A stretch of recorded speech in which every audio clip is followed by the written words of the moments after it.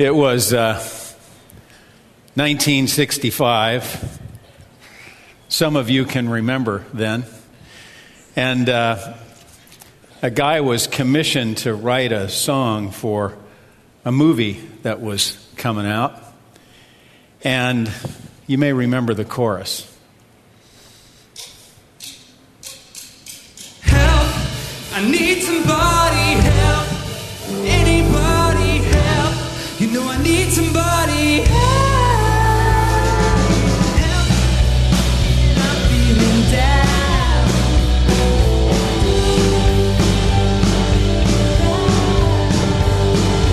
help me get my feet back on the ground, won't you please, please help me, help me, help me.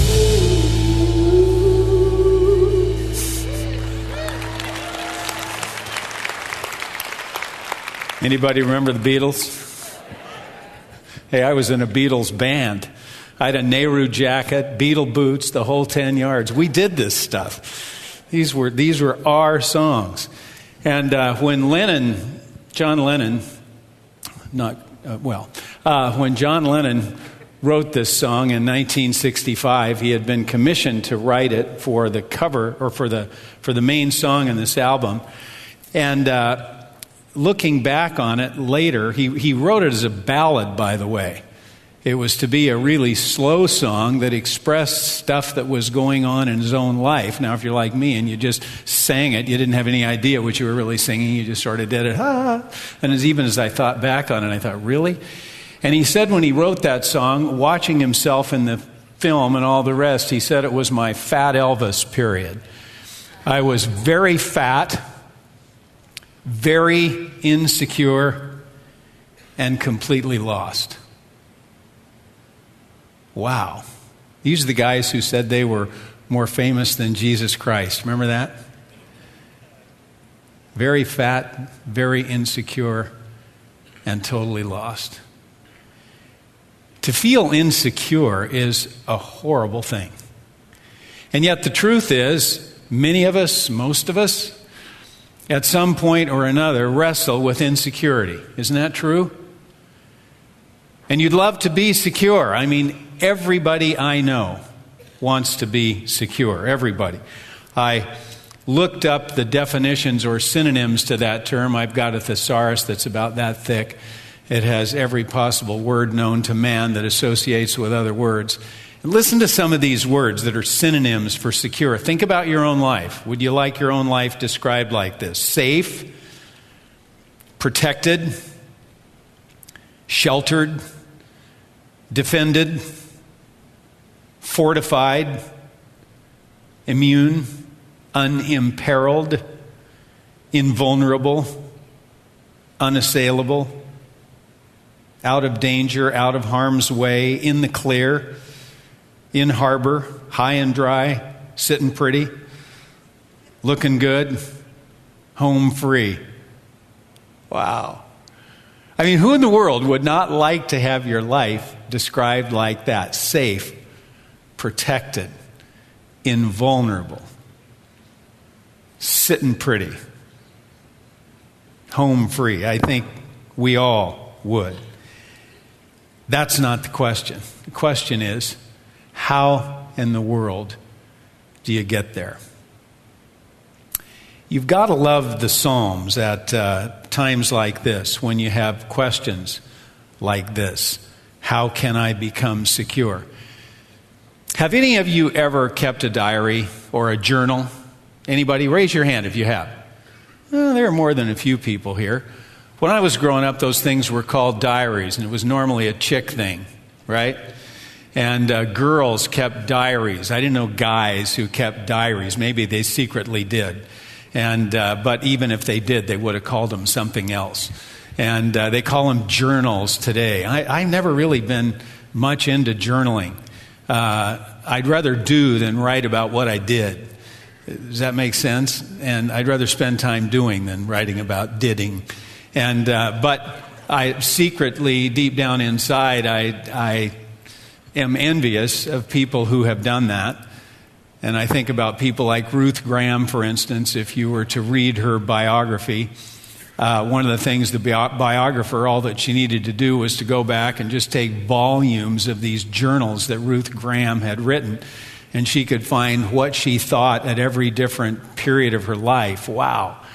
I mean, that would be nice. Or Jim Elliot, the things that he had written, we are greatly blessed by that stuff. Me, I never got around to it. And I thought about it from time to time. I really want to do this. And somebody will ask me about, what happened when? And I'll relate something. And I thought, man, why in the world didn't I ever, write that down? I should have, but I didn't. I thought about that the other day. I was out in the shop rummaging through the boxes. And I came across one of Lisa's old diaries, my daughter. And, it was a high school thing. It was sort of boy-girl stuff, her who would become her husband, Jeff. And on one of the pages, one of the things she said was really cute. She said,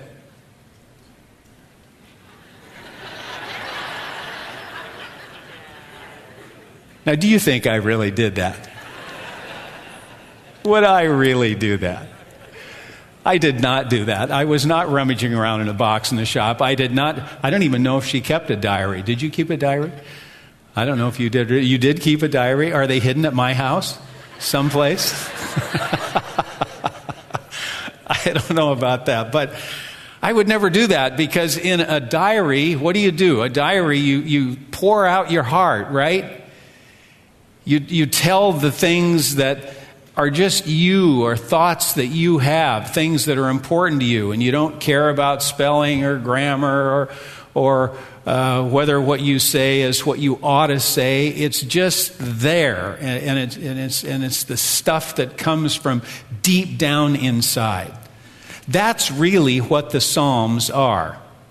Yes, I understand that they are songs, some of them, many of them. And I understand that many of them are also written by David, not all of them. But in all cases, what you find is honesty. What you find is people who are willing to just open themselves and reveal their innermost thoughts and attitudes and ideas. And in David's case, the thing that I love about him as he shares is he was willing to share the good, the bad, and the ugly. And I think that's why we can relate, because we all got good, bad, and ugly going on. Now, I will grant you, there are some people who want to juke you and suggest that they only got good happening. They got no bad, let alone ugly. But the truth is, we know better, because we know that they're just pretty much like they are pretty much like we are. And so in the Psalms, David opens up his whole heart, leaving nothing to chance. And am I ever glad that he did? Open your Bibles to Psalm 27. Man, when it comes to security, this one is really a keeper. Now, I realize they're all keepers. But when it comes to security, this one is absolutely fabulous. And I will show you why. Listen to this. Psalm 27, David writes, "The Lord is my light and my salvation. Whom shall I fear? The Lord is the strength of my life. Of whom shall I be afraid? When the wicked came up against me to eat up my flesh, my enemies and foes, they stumbled and fell. Though an army may encamp against me, my heart shall not fear. Though war may rise against me, in this I will be confident. One thing I've desired of the Lord, and that will I seek, that I may dwell in the house of the Lord all the days of my life, to behold the beauty of the Lord, and to inquire in his temple. For in the time of trouble he shall hide me in his pavilion. In the secret place of his tabernacle he shall hide me. He shall set me high upon a rock. And now my head shall be lifted up above my enemies all around me. Therefore I will offer sacrifices of joy in his tabernacle. I'll sing. Yes, I'll sing praises to the Lord. Hear, O Lord, when I cry with my voice. Have mercy also upon me and answer me. When you said, seek my face, my heart said to you, your face, Lord, I'll seek. Don't hide your face from me. Don't turn your servant away in anger. You've been my help. Don't leave me nor forsake me, O God of my salvation. When my father and my mother forsake me, then the Lord will take care of me. Teach me your way, O Lord, and lead me in a smooth path because of my enemies. Don't deliver me to the will of my adversaries, but for false witnesses have risen against me, and such as breathe out violence. I would have lost heart unless I believed that I would see the goodness of the Lord in the land of the living. Wait on the Lord, be of good courage, and he shall strengthen your heart. Wait, I say, on the Lord. You know, when you get right down to it, security isn't all that hard to understand. But doing it, experiencing it, getting there, that's a whole other deal. Can I just simplify it? All it takes to be secure is one thing. All you need to do is live your life in the Lord. Period. That's it. You really don't need to know anything else. If you want to be secure, just live your life in the Lord, in Him, with Him, and through Him. I was thinking about that today as I was reading through the devotions and the area that I was reading in Exodus. And one more time, God was telling His people, just do this and everything is going to be fine. Do anything else and it's not going to be good for you. Just do this and everything will be fine. And that's what you find echoed throughout the Bible, from one end to the other. Just live your life in the Lord.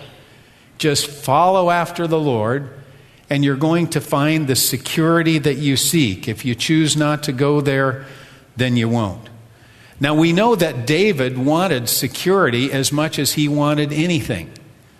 That's why he says what he says here in the 4th verse. One thing I've desired of the Lord. One thing I've requested. One thing I've asked for. And that's what I'm going to go after with my life.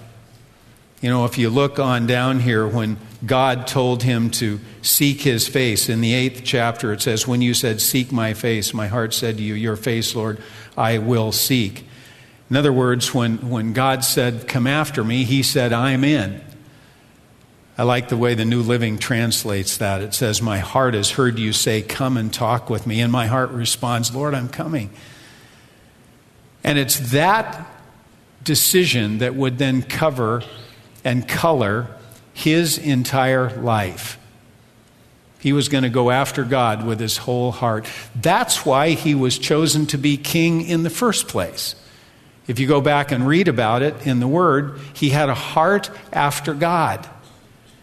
And even when he struggled, he still had a heart after God.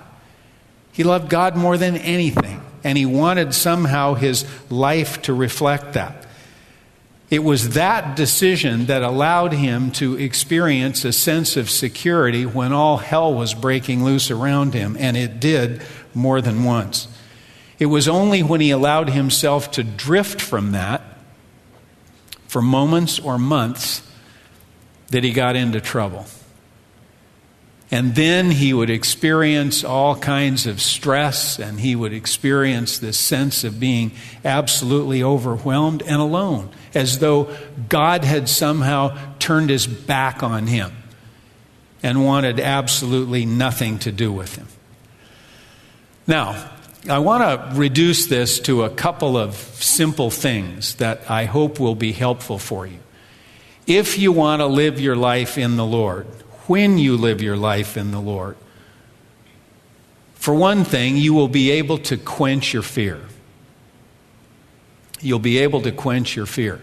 I use the word quench intentionally here, because the truth of the matter is, we all have fear.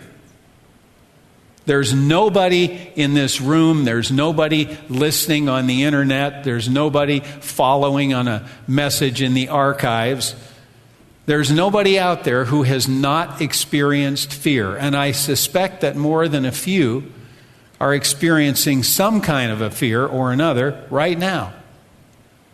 We all experience fear, and what you want is the ability to quench that fear, to put it out, to overwhelm it, to smother it.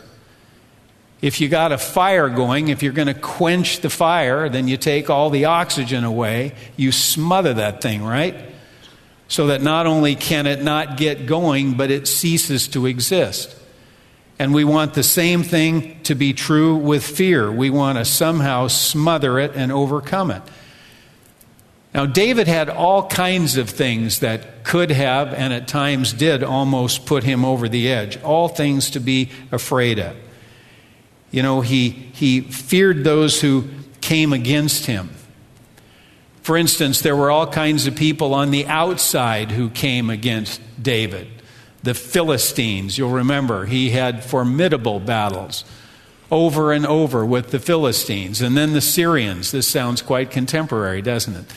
Had battles with the Syrians and the Ammonites and the Moabites and the termites. And there were mites everywhere.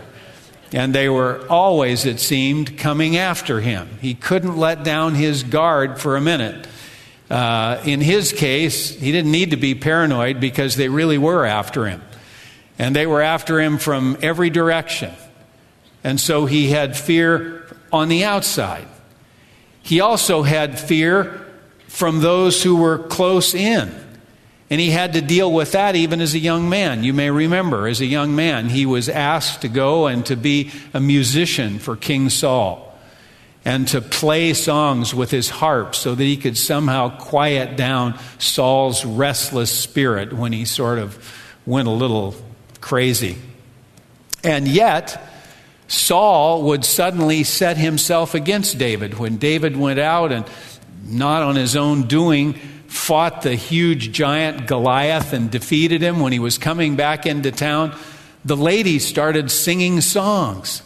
Saul has slain his thousands, but David is tens of thousands. And Saul inside said, I will kill him. And so here's David one day just playing the harp for him, trying to quiet him down, and Saul grabs a spear and throws it at him and pins the spear into the wall as David takes off. And from that point on, David was on the run. And he found himself in all kinds of situations, just trying to stay away and stay alive from a person who allegedly cared for him. Somebody who was on the inside. And then when he was king and he was over everything, the greatest king that had ever been, what happened? His own son, Absalom, turned against him and turned his people against him. And David had to flee for his life. And at the same time, his best friend, Ahithophel, the guy that he had spent so much time with, he couldn't even remember the amount of time, sharing with him his heart and his hopes and his fears and all kinds of things. Ahithophel turned against him. And so he had things to fear on the outside. He had things to fear on the inside. And then he had things to fear on the deep, deep inside. And that is from himself and his own sin. What would God do to him because of the struggles that he had in his own life? David had watched what God had done to sin, what he considered to be sin. He watched, for instance, when they were trying to transport the ark that had been stolen back to the city of David. And as a guy very innocently reached out to steady the ark when it looked like it was going to topple off a cart, God killed him on the spot. The idea being, God doesn't need help. He can take care of himself. David saw that. And he understood that God didn't fool around with sin. And David knew his own weaknesses. He knew his own proclivities. And so, in the depth of his heart, he struggled with what in the world could happen to him. If you look at this psalm here in the 7th verse, He is going down from there in the 9th verse, don't hide your face from me. Don't turn your servant away in anger. Don't leave me nor forsake me. I mean, I think that's the tip of the iceberg. And I think a lot of that had to do with his own struggles from himself. Interesting thing about David, I think the reason that he felt that way is because he loved God so much. Think about this. If you aren't sensitive to God, what do you care what God thinks? Right? I mean, who gives a rip? But if in fact you love God, if in fact you have a relationship with Him, and if in fact you want to keep that relationship with Him, you're very sensitive to what He thinks about the things that are going on in your life. That's where David was.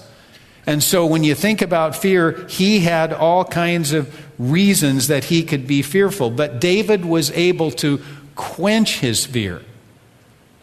And how was he able to quench his fear? Simply by living his life in the Lord. That's what this 4th verse is all about when he says, one thing I've asked of the Lord, and that is what I'm going to go after in my life, that I may dwell in the house of the Lord all the days of my life. The idea here is not so much that he's waiting for heaven, pie in the sky by and by. He wants to be in the Lord. You know, he wants to be in that place of security. And he wants to know that he's at that place. That's what the word pavilion here, if you go on down in the 5th verse, he'll hide me in his pavilion, in the secret place of his tabernacle, he shall hide me. It's an image that he's giving to us. It's like there are times in the Bible where God talks about, he compares God caring for people like a chicken keeping her chicks under her wings. And it says we're under his wings. Or that he keeps us in his strong right hand. And so forth. There's these fabulous images of security. And David said, that's where I want to live my life. I never want to live outside there. Well, you live in that, and you're going to feel secure. You live your life close to the Lord. And no matter what's going on, you're going to feel it's going to be okay. You know, like I say, all of us, every one of us experiences fear. Some of them are silly, totally irrational. For instance, I will share with you an irrational fear from my own history. When we were expecting our first child, Jason, I remember being afraid that I would not be able to teach my child how to talk. Now, how dumb is that? I'm just being honest with you. I mean, I had these other friends, they had babies. Man, these kids could talk a blue streak. And I think, whoa, but what if mine can't? What if we can't figure out how to do this thing? Now, God's little gotcha was, Jason on the way out was instructing the obstetrician what he was doing wrong and how he could change his procedure and make things much more efficient. And if only he'd listened to him first. And God said, gotcha. But irrational fear. How many of you ever had an irrational fear? Nutty fear. We all have. I mean, it's just... But then we also have very real fears and deep fears. Maybe it's about a relationship that you have, whether it's with a spouse or with a family member, with a friend, somebody at work, whatever. Fear something that's going on in that relationship. Maybe it's a prognosis that you have, and you have this fear, just this feeling in the pit of your stomach that what in the world is going to happen. Maybe it has to do with where you're working and the potential that might not continue. And that causes you struggles as you think about it. Maybe it's a fear that a behavior that you're trying to control is going to get out of control. And what in the world are you going to do if that happens?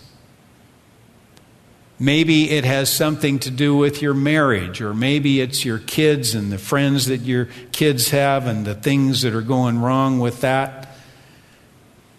Maybe it's retirement. What in the world is going to happen when? Maybe it's a fear of rejection. I don't know what it is.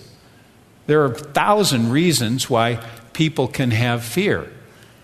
That's not the issue. The issue is, what in the world do we do about it?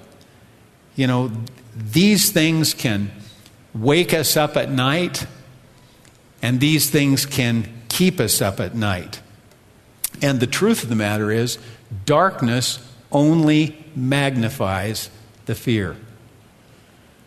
You know, in the depth of the night, somehow those things that maybe aren't so big just get bigger and bigger and bigger and bigger until they are almost overwhelming. That's why it is so important for us to understand that we can quench our fears by living our lives in the Lord. Go back to this first verse. You got to love this. He says, "The Lord is my light and my salvation, the one who saves me. So why should I be afraid? The Lord is my light." You know what it's like to go into a room that is just pitch black and turn on the light. What does the darkness do? Anybody? Disappears. Goes away, right? You can't have both light and darkness. They can't coexist. It's either one or it's the other. You switch on the light, boom, it extinguishes the darkness. So what is he saying? He's saying, the Lord is my light. He lights up the darkness of my life, so that if I live in him, and he is light, Jesus Christ is light, he is life. In him was light, in him was life. And this life was the light of men. And so it is.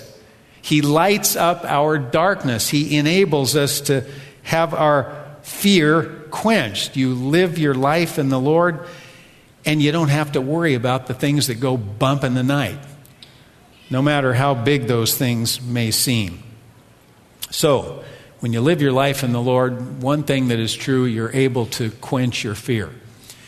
Another thing that is true is that you will experience the freedom that comes from faith, and it comes from nothing else.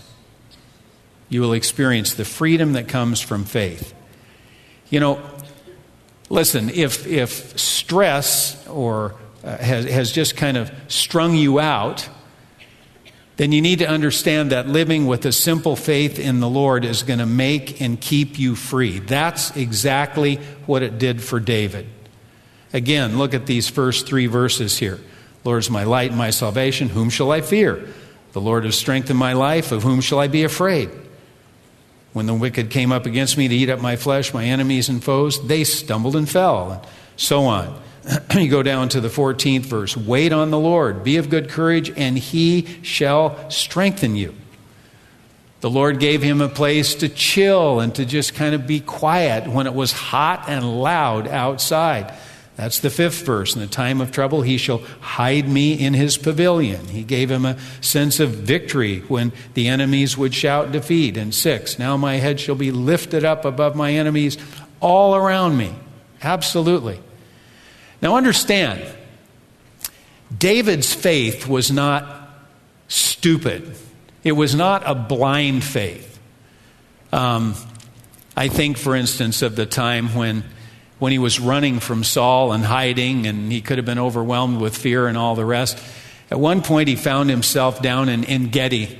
En-Gedi is a beautiful place. It's down by the Dead Sea, just to the west of the Dead Sea, and it's an oasis. There's a beautiful waterfall there, and all the rest. Water you can get in a very, very dry place. Lots of little caves around there in En-Gedi. Lots of places for people to hide, and that's what David did. He would hide in those caves. And one time he and his guys were hidden back in the recesses of a cave, and Saul was chasing after him, and Saul came into the very cave where they were hiding to relieve himself. I mean, the Bible is very earthy here, right? Didn't say he went in to use the bathroom. But it became his bathroom. So while he was taking care of business, David snuck up behind him and sliced off a little piece of his robe.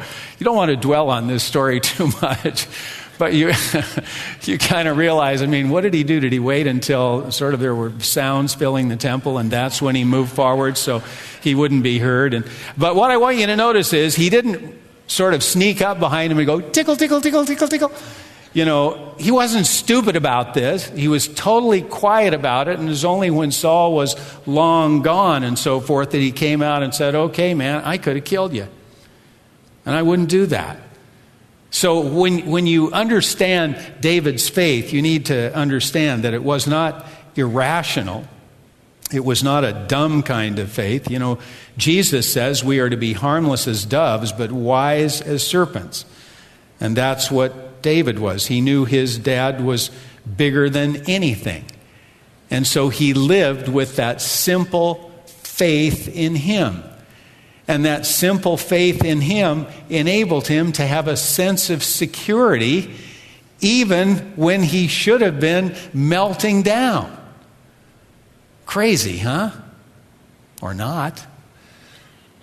One time when my kids were young, we had gone over to the beach. And we'd taken some of their friends over, stayed there for a few days, and I think we were in Seaside, and we were on the way back home, and we were partway on the road coming back, and all of a sudden my van just quit. Oh man, now what? You know, and so we knew that it was going to have to get towed or whatever, and so this was pre-cell phone, or if we had one, you couldn't have gotten a cell there anyway. And so we weren't far from a little kind of a road where there were some houses down in a kind of a valley. So I said to Betty, okay, you stay with the kids, lock the doors and all that, and I will hoof it over there and see if I can use a phone and call AAA. So I walked down into this little valley, and there were some people sitting outside this mobile home. There was kind of a collection of mobile homes around. And so I walked to the first one, and it was quite a kind of a cool group of people. And they were feeling no pain. And I said, hey, you know, can I use your phone? And I need to my car. So, oh, you know, you can't use mine, but we don't have one, but Joe does, and you can use his. And was Joe home? It doesn't make any difference. He uses his phone. We all use his phone. I said, well, I don't know about that. No, really? Okay, fine. You know, so I leave, and I hoof it over to Joe's, and I go over and I knock on the door, and yeah, sure enough, nobody's there. So I think, well, you know, maybe this is the back door. So I walk around the other side, which really was the front, and though it was in the back, and I knocked on the door, and nobody was there. And I could see, there was a big window in the door, and I could see the phone right straight across from the door on a hutch, right? So the door was unlocked, just like they said. So I opened the door, and I said, hey, Joe, it's me. It's Bill Ritchie. I'm here using your phone like your neighbors said. And they said, come on over, and I need to call AAA. My car's broken down. You know, so I announced everything I'm doing, every step I'm taking, all the way to the phone, so God and the whole valley could hear this. And so I get the phone. I get out my card and find the number, and I call AAA, and I'm talking to this nice lady trying to figure out where in the world I even was, and, you know, I'm intent on this, and suddenly behind me, I hear this,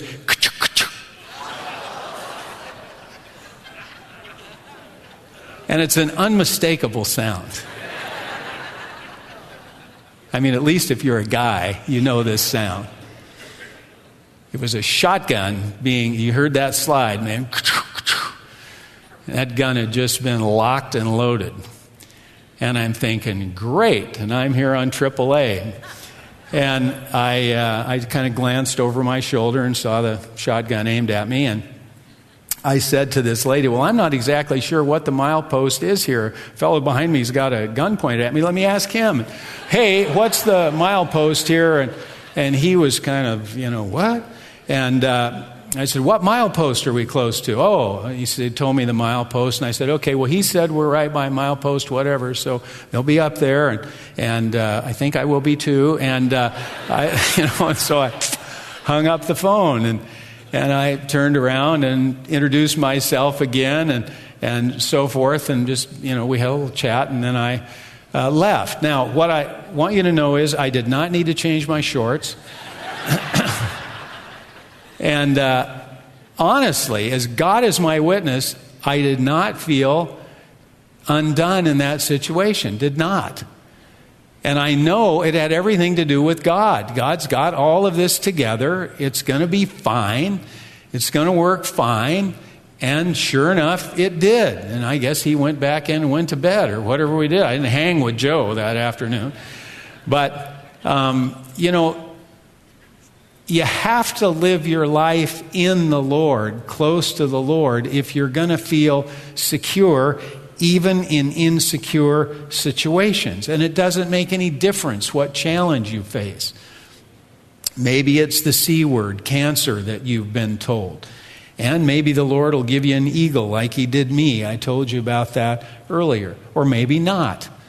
Maybe it'll be someone or something that'll come into your life that'll just remind you, God's got this in control. It's going to be okay. Maybe it has something to do with your future. It doesn't make any difference. God is going to keep leading you into paths of righteousness for his name's sake. That's what Psalm 23 is all about, isn't it? Because you are my shepherd, because the Lord is my shepherd, I've got everything I need. You lead me beside still waters. You prepare a table for me in the presence of my enemies. This is crazy. It shouldn't be the case. And you think to yourself, from outside, it won't be the case. But from inside, when you're living in the Lord, it absolutely will be the case. God is not going to leave you, nor is God going to turn his back on you. And we need always to remember that. Guys, the problem is not that God turns his back on us. The problem is we turn our back on God, and then we can't figure out where he is. He hasn't gone anywhere. He's there with his love. He's there with his grace. He's there with his mercy. He's there with his strength. And he wants us to stay in that place where we experience that fantastic security that only comes from him. The more of your life you live on your own, the less security you will ever experience. The more you live your life in him, the closer you follow behind him, the more of his security you will have. That's why we read in another psalm in the Old King James, my soul followeth hard after thee. Early in the morning will I rise up and greet thee, seek thee, and because thou hast been my help, in the shadow of thy wings will I rejoice. That's exactly what we're talking about. Lord, my soul is close behind you, and I don't want to be anyplace else. The closer you are, the freer you will be. When I think about this, I can't help but think about a friend, somebody many of you are familiar with, actually, and though you wouldn't have been until a few years ago.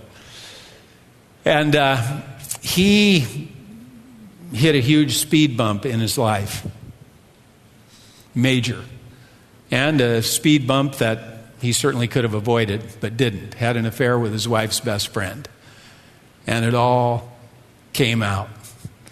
And the walls came tumbling down, or so it would seem. And it was a very difficult time as a couple. And yet, that time would prove to be one of the most significant moments, seasons in his life, as he would be forced to, in a sense, but actually helped to deal with things that he had never dealt with in his life, horrible things that had happened to him as a kid, that he finally was able to work through. Incredible. Shouldn't have happened, did happen. Then, later on, he was wheeling and dealing in a big business venture and got to a place where everything he had was on the line. I mean, in this business deal, he was all in. Nothing left on the table. And if things didn't come together in a particular way, he was going to lose everything, including his house, everything that they had. And wouldn't you know it, that's exactly what happened. And he watched as his house of however many years was put on the auction block, and away it went, and they lost everything they had. And so now he had nothing. And he ended up with several part-time jobs to put food on the table. His wife was working, same thing, to help family and all. And he said one day when he was sitting out on the porch of his rented house in the woods, chatting with the Lord, he said, all of a sudden it occurred to him. He said, I got no reputation. I've got no money. I've got no career.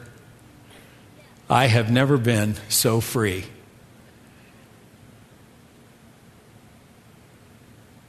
And what he meant by that was,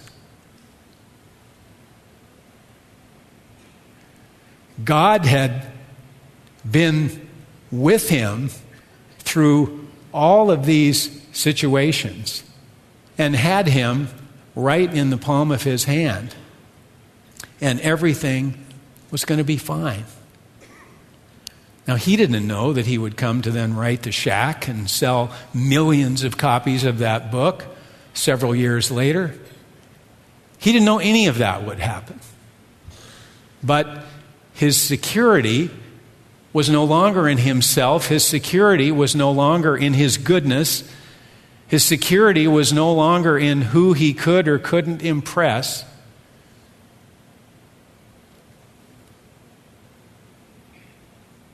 It was in the Lord. Staying close to him. That's the deal. And it really is that simple. If you want to be secure, then live your life, all of it, in the Lord. When your life is falling apart, you feel like it's unraveling at the seams, when your enemies attack you and your friends gossip about you, just keep looking up.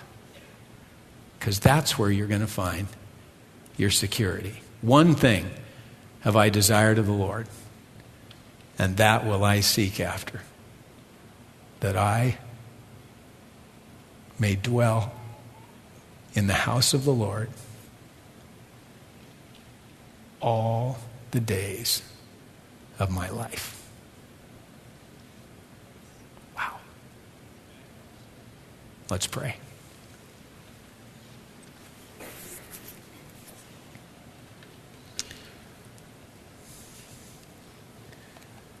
Lord, you know us so well. And you know that we all desire to be secure. And at the same time, put ourselves in places that keep us away from the very thing we desire.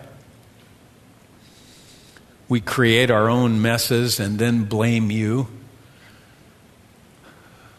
We wander away from you and then wonder where in the world you are, why you don't seem to be with us. Lord, forgive us. I know that all of us at times have those moments where the fears creep in. It's just a function of being human, being alive in a world filled with all the unpredictability, challenges that come along. And then add to that the things that we have absolutely no way of controlling, what's going on in the world in general. And things can just exacerbate the fear that we would otherwise have. Lord, what a comforting thing it is to know that as we stay close to you, as we just live our lives in you live, move, and have our being, that we find that security, that safety, that truly we are out of harm's way. safe. My guess is there are some who came in here today feeling horribly insecure for a variety of reasons, but you brought them here, Lord, to meet them here, to help them to know they don't have to live there. They don't have to have that stuff. That in Jesus, they can find absolute security that stays with them day in and day out, regardless. Lord, there are some who are here who don't know Jesus, and they don't feel as though they've got the means to have that security, and you brought them here exactly for that reason, to meet him.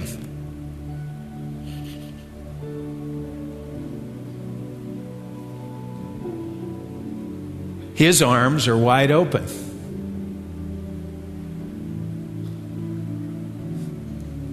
All they need to do is to take that first step toward him. And that's really what they get to do now, Lord, to find the means of life, of peace, of security, of joy, ultimately of the things that bring forth true health. As we remain in prayer together, if you are one who desires to have a relationship with Jesus Christ that will bring you that peace and that security, if that's you, would you raise up your hand a minute? Raise it up. I want to be praying with you. I can't do that unless I know who you are. Look at me, will you? And raise it up. I gotcha. Others, come on, you can do this. Gotcha. Others, Lord, thank you for those here today who desire to know you, who desire to have that peace in their hearts. Thank you for the fact that even today, they don't need to leave here today insecure, threatened, worried about what's going on, but that they really can, in spite of the circumstances, walk in peace. Thank you, Lord. For every person here today who loves you and who would desire to sort of draw in closer, I'd pray that you'd give them the strength and the spirit to do exactly that. We worship you. We thank you. We bless you for these things in Jesus' name. Amen.